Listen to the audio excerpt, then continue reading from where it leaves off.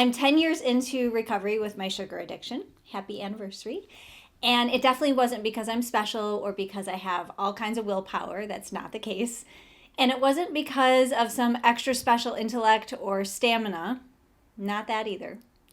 It is because a combination of the physical tools combined with the physiological tools and the hacks, also mixing in the emotional, mental, and spiritual tools. This is key.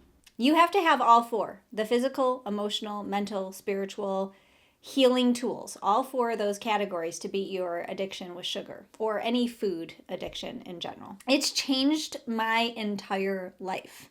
And I genuinely mean like every aspect of my life. Specifically, it's healed my body. It's also changed my clients' lives daily. And so what I've decided to do is I am going to take the next 6 episodes and I'm going to create a series on how to beat your sugar addiction. And I'm going to walk you through all the tools and the techniques and the strategies and everything that I've done that have been proven, not only for me, but many others in my world, to beat sugar addiction. So back in the day, this started for me almost 15 years ago now, when I realized I had a bigger problem than I realized. And it took me about 5 years to grapple with that before I became serious about what it meant to be, we'll say, in recovery from sugar.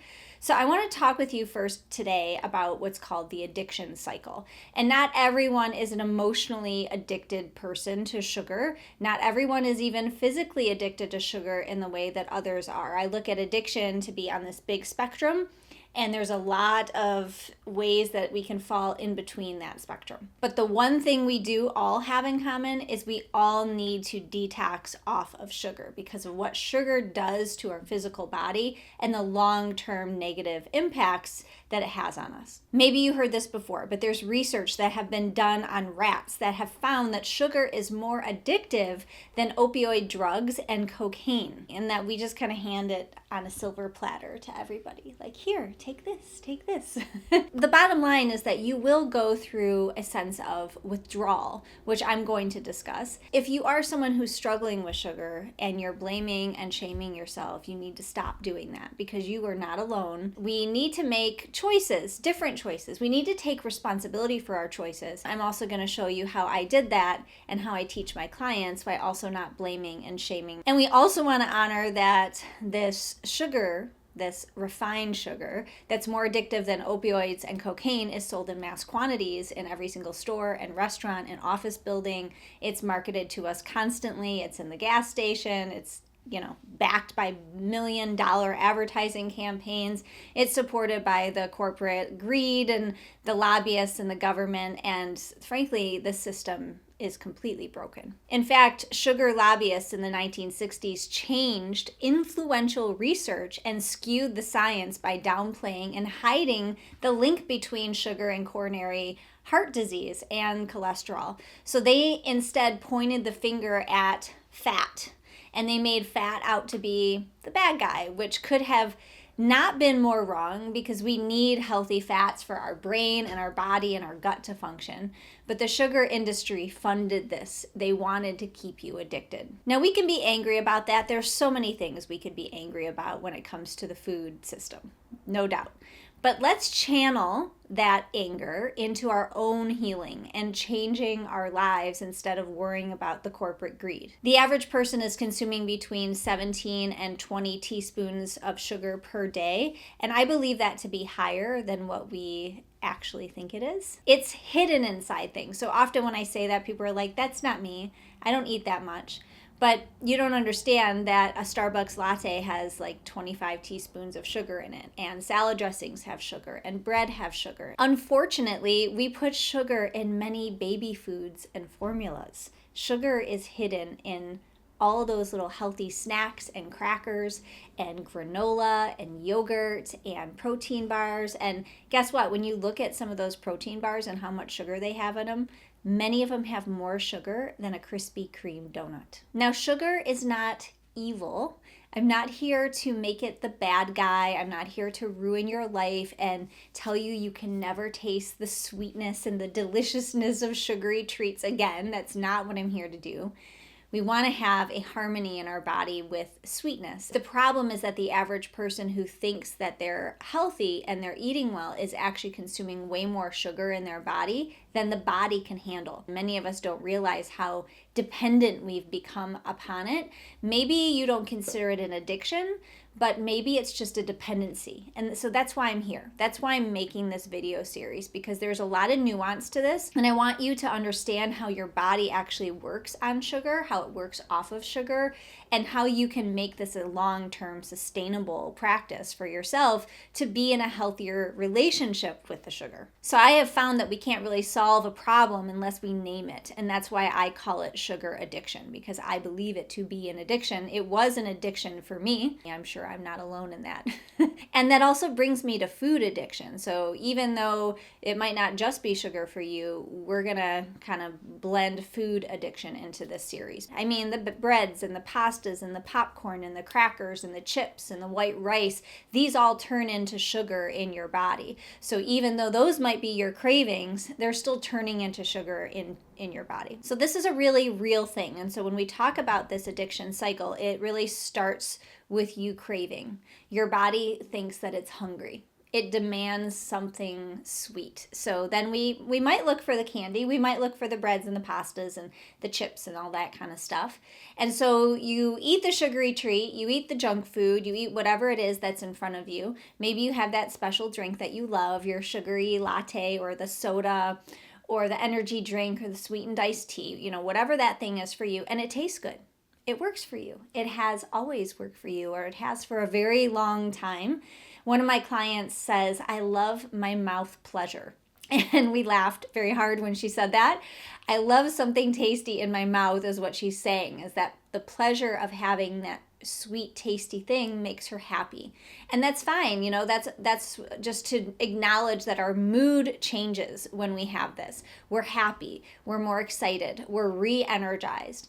Then what happens is our blood sugar spikes, and this is where we get that burst of energy. We release hormones. We get a huge surge of dopamine in our body. By the way, dopamine is the happy hormone. And then we eventually need more and more of this sugar to get the same happy effect. So what happens is then your cells begin to absorb the sugar. Your cells are taking it in, and depending on the health of your gut, it starts to go into your bloodstream. Your body starts to use more sugar as fuel. And you know what it does when it uses sugar as fuel? It stores fat. I know, we don't really want to store fat. But as that's happening, your blood sugar drops quickly. Your insulin stores as fat, as I was saying, and then we start to notice that we have low sugar levels. And what that looks like is cranky or depressed or moody or lightheaded, or we get this erratic hunger, what we eat and never kind of feel satiated or full. We notice inflammation in our body, pain is more accentuated. We could have a lot more anxiety. So the more sugar we eat, the more fat we store up, the more anxious we feel, the more our body starts to hurt, and ideally we want to burn fat again and not store it. So I'm going to talk about that in a future video and how we get our body back switched on to a fat burning machine versus a sugar burning machine. Back in the day, I remember feeling very anxious, a lot more anxious, and on the regular depressed. And I would get horrible migraine headaches. And it never dawned on me back then that it was caused by, at least a lot of it was caused by how much sugar I was eating.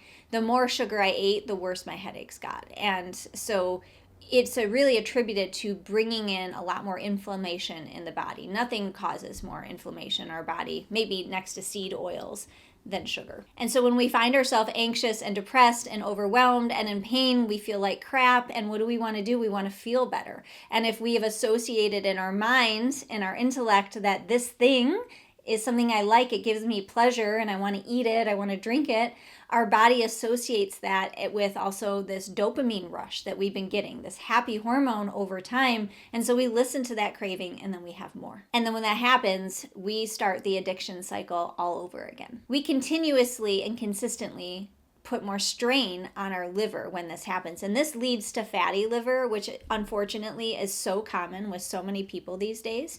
And then we also cause all of this inflammation that I spoke about. But then what also happens is we're putting so much strain on our gut health, which is where our immune system lives, by the way, primarily.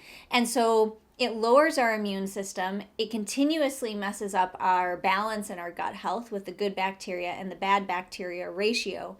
And then we find ourselves kind of stuck, because when we have bad bacteria overwhelming our gut, we're going to crave more sugar. When we have a worn down, stressed out body and our adrenals are tapped out, we're going to crave more sugar. I show my clients how to break this cycle. And it's come from not only my knowledge as a holistic nutrition practitioner and somatic life coach, but mostly it's come from my own lived experience of doing this work for 15 years. So I created a program around this back in 2012. And it's an eating plan, but it also incorporates how to detox off sugar and many other foods that don't work for us. And it goes through a withdrawal process. It includes a lifestyle factor so you can maintain this and sustain it for a long period of time. But the biggest thing is it combines in the emotional, mental, and spiritual healing that is required for you to sustain it for a long period of time.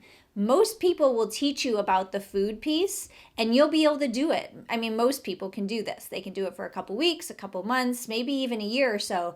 But then if we don't look at the spiritual and emotional piece of this, then we are going to go right back to where we were. I see so many people on YouTube talking about intermittent fasting for your sugar addiction. And, I'm not saying intermittent fasting is bad, because there's a lot of good uses for it, which will be a whole other video. But it's a big mistake if you have insulin issues and you are really dealing with hormones that are not balanced, especially if you're a woman. The last thing you want to be doing is intermittent fasting. You need to eat real food and you need to eat consistently. You need to have a high protein diet. You need to have a lot of good, healthy fats. Healthy fats that are like coconut oil and avocado oil and some nuts or seeds, not like French fries. French fries are not a healthy fat. The other thing is that you need to remove sugar completely from your diet. You have to do it immediately. There's no weaning off of sugar. It never works. Like, okay, I'll just have a little less today. No. You have to just cut it out. You have to remove it from your house. Trust me, I have tried.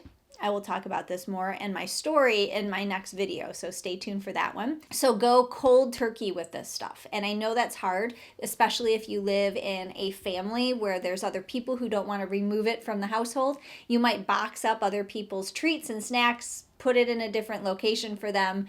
And when I say remove it, I mean all of it. Look for the stuff that you think is going to tempt you and remove it from your sight, your vision, your household. Then you're going to begin with 7 days and you're going to move on to 14 days. 7-day detox off sugar is going to help you go through the withdrawal portion, where you're going to go through the kind of crankiness. And I'm going to talk about how to do that.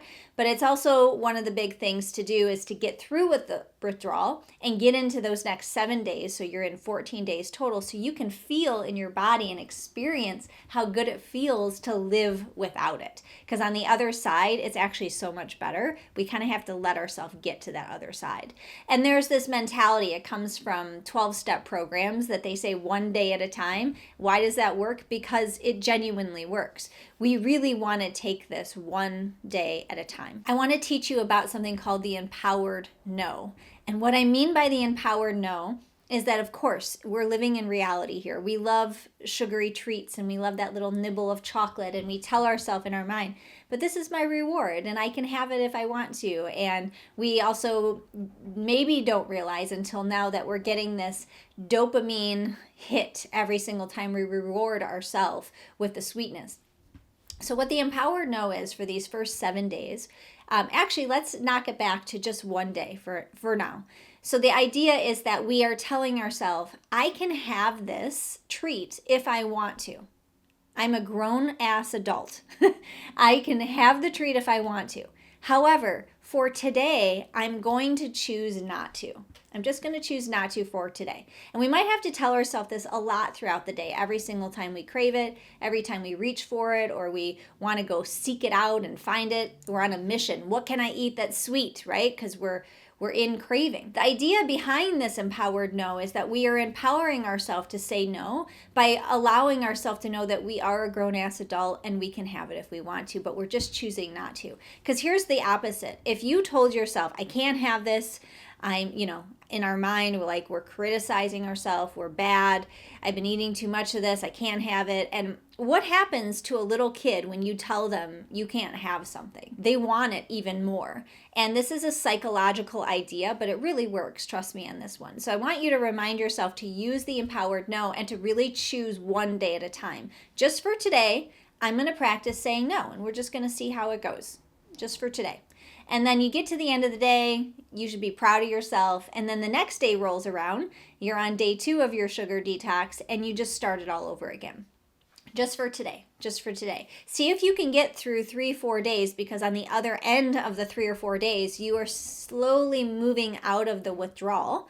And your body is going to start to feel what it feels like to be free of sugar and not craving it quite as much. So let's establish our goals together. So we're breaking the cycle of the addiction, not only physically, but also emotionally, mentally, and spiritually. The other goal that we have is to change our taste buds. Our taste buds have become numbed out and immune to processed, packaged, and sugary foods for a really long time. And so they need to go through this withdrawal just as much as our physical body does, so we can start to appreciate the taste of real good food. The other goal that you have is to make sure that you are planning out really good meals for yourself. This is not the time to miss lunch or to not plan properly. When we are so hungry, we just reach for whatever we can, and then that's when we end up eating not the best. There's no perfection in this, but just make sure that you have meals planned and that you are prepared to eat really good food, at least 3 meals a day. The other goal that we have is that we're rewiring the circuits in our body that associate food and sugar as a reward. This is the process of triggering that dopamine,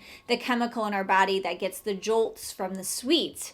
We want to find this new way to give the body a jolt, the new way to give the body a reward. So that might look like exercise. It might look like just moving or dancing or sweating. It might be play or nature or writing or connection with another person, calling someone you love and having a great conversation. For me, one of the things that I did is I drank tea. I know that sounds interesting, but there was something warm and satisfying about the tea. I used to use licorice root tea for a little while. You don't want to have too much licorice root tea, but from time to time, it's a very sweet tea, and it really satisfied that craving for me, that warm, and it was like a security blanket while I was really craving the sweet. Now, the other goal that we have is to build up our immune system. So when we eat a lot of sugar, as I said, we suppress the immune system. And so we're not only suppressing our immune system when we do that, but we're simultaneously suppressing our emotions.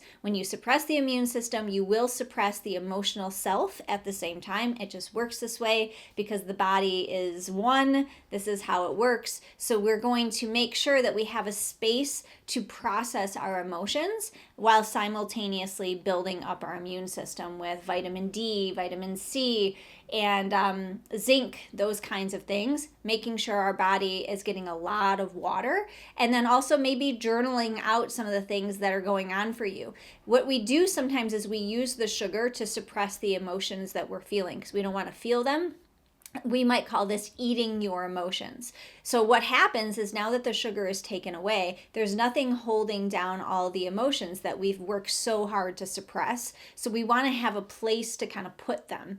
And I recommend having a journal, having something where you can write stuff down or audio voice record yourself into your phone just to put some of your experiences somewhere, and you have a flow with the emotional health piece of this. I also want to remind you to also sweat, to move your body. The more you can sweat and move your body and your lymphatic system, the better. And the more vitamin C you can take, and something like milk thistle tea, this supports your liver. It also supports the process of you detoxing.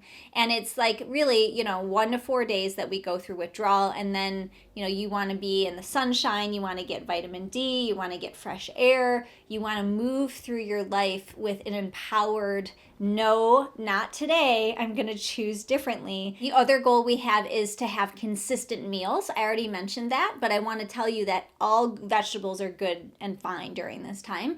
Although I find that having warm or cooked or steamed vegetables is better than eating raw food for most people during this time. So adding good sea salt to your diet is also very helpful. You want to have good protein, so plan in good protein for breakfast, lunch, and dinner. More protein in the morning if you can. You definitely need a lot of really good healthy fats. And by the way, I'm going to have something on my website, I'll link it below, that lists all kinds of different ideas that you can use that are going to really help you in terms of what to eat, what not to eat, even some meal ideas and stuff that's going to help you with those cravings. In terms of sweetness, load up on berries. Eat an orange or an apple or a pear. So give yourself a break for 7 days, then go another 7 days.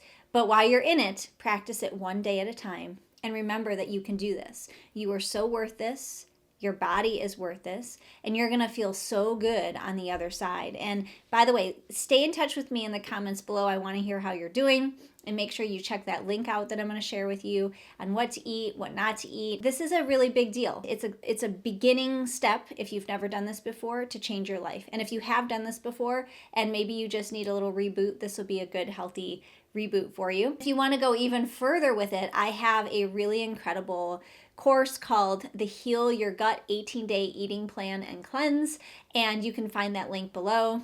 It is an 18-day process of basically me guiding you through how to do this. It's going to include the food ideas, the meal plans, all kinds of recipes, and it's also going to include the exact process of how to support your body with supplements, and healing your gut, of course, is our big focus. But also it includes the emotional and the mental and the spiritual tools that are needed to keep it going. So check that out, Heal Your Gut 18-Day Eating Plan and Cleanse, if you want me to guide you even more deeply through this process. So please tune in to the next episode in this series. And if you like this video, please give me a thumbs up and leave a comment below. I'd love to hear from you. And just know that you are not alone when it comes to this topic. You are in a large community of people who want to support you. And if you're not subscribed to my channel, make sure you subscribe, and you can be the first to hear when the new videos come out. I'll see you next time.